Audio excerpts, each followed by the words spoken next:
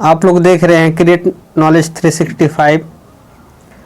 आज हम लोग पढ़ेंगे समतल दर्पण और दर्पण से बनने वाले प्रतिबिंब, जिसको इमेज कहते हैं। इमेज किस तरह बनता है, इमेज बनने के लिए क्या शर्त है और इसका परिभाषा क्या है। तो पहले हम देख लेते हैं समतल दर्पण क्या है। समतल दर्पण को इंग्लिश में प्लेन मिरर कहते हैं।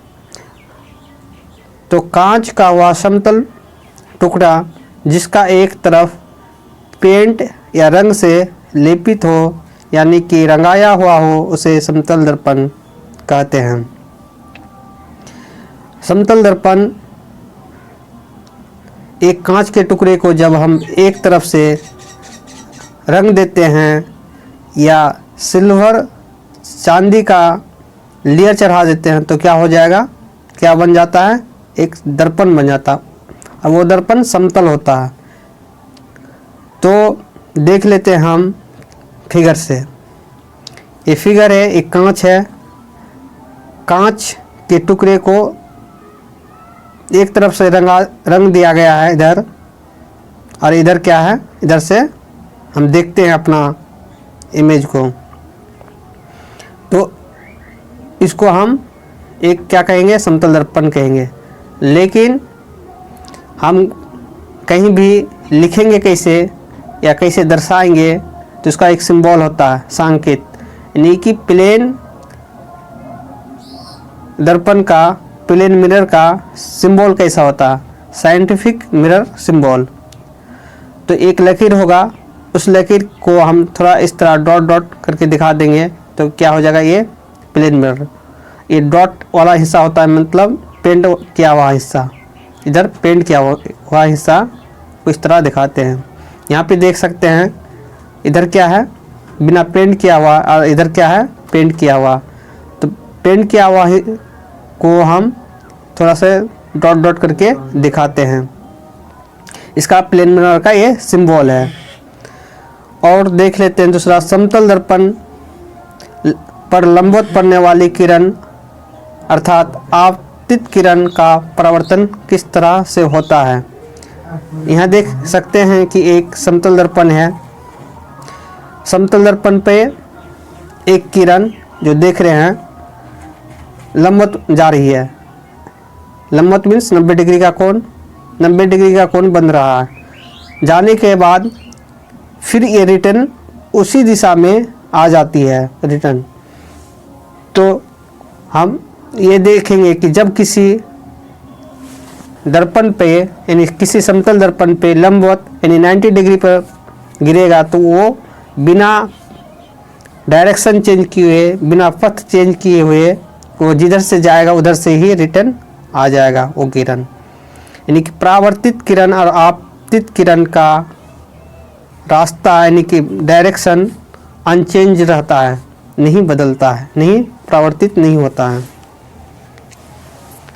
इसी तरह देखेंगे जब कोई एंगल बना के आता है, अर्थात तिरछी जब आता है कोई किरण, तो वो फिर रिटर्न होता है तिरछी। यानी कि इधर क्या हो जाता है, रास्ता चेंज कर लेता है। यहाँ पे रास्ता नहीं चेंज होता है, जिधर से आया उधर ही घूम जाता है।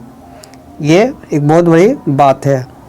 यानी कि जब किसी दर्पण पे आपतित होने के बाद परावर्तित होती है, अगर रास्ता चेंज ना हो, उसका पथ चेंज ना हो, जैसे आया उधर ही घूम जाए, तो क्या हुआ, लंबवत कहलाएगा, मतलब 90 डिग्री का कोण कहलाएगा।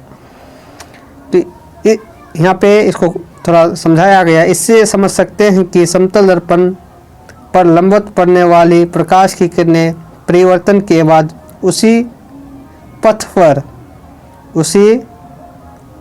पर वापस लौट जाती है और 0 डिग्री का कोण बनाती है। यानी आपतन कोण 0 डिग्री होगा और परावर्तन कोण भी 0 डिग्री होगा। अब देख लेते हैं प्रतिबिंब। ये बहुत इम्पोर्टेंट टर्म है मिरर चैप्टर का। प्रतिबिंब इंग्लिश को इसको इमेज कहते हैं। परावर्तित किरणें जिस बिंदु पर मिलती हो या मिलती हुई प्रतीत होता हो, इसी बिंदु को ही प्रतिबिंब कहा जाता है। प्रतिबिंब किसी का प्रतिबिंब परावर्तित किरणों के मिलन बिंदु को ही प्रतिबिंब कहा जाता है। जैसे देख लेते हैं कि कोई एक यहाँ पे फिगर से भी समझाया गया है। फिगर देख लेते हैं। इसका फिगर ऐसा है कि ये आपतित किरण है, ये भी आपतित किरण है और परावर्तित इधर हो रहा। जिस बिंदु पे मिल रहा है ये एफ बिंदु पे, ये क्या हो गया, प्रतिबिंब हो गया, यही समझाया गया। या जिस बिंदु पे मिलता हुआ दिखाई देते हैं, इसको भी हम आगे जान लेंगे। तो क्या है, प्रतिबिंब मिलन बिंदु या प्रतिबिंब इमेज दर्पण के आगे या पीछे हो सकता है।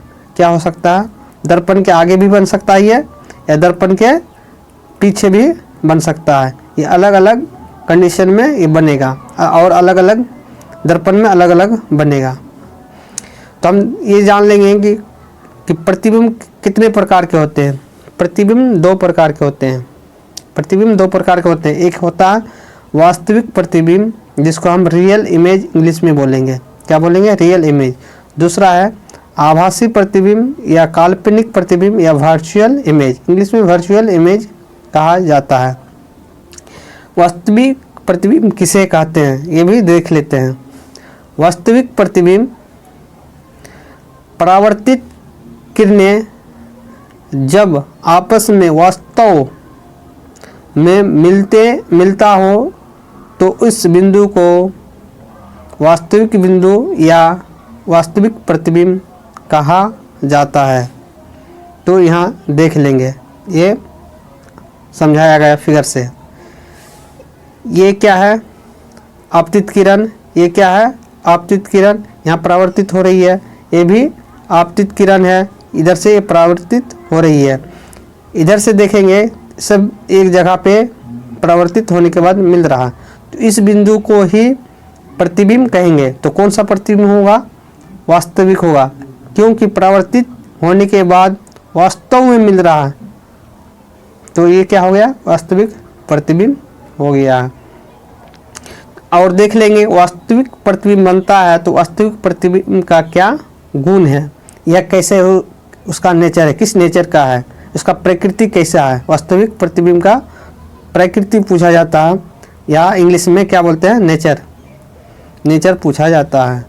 तो वास्तविक प्रतिबिंब को पर्दे पर प्राप्त कर सकते हैं। और दूसरा क्या है, वास्तविक प्रतिबिंब वस्तु से उल्टा होता है। ये इसका दो मुख्य पॉइंट है वास्तविक प्रतिबिंब का। और देख लेते हैं आभासी प्रतिबिंब क्या है।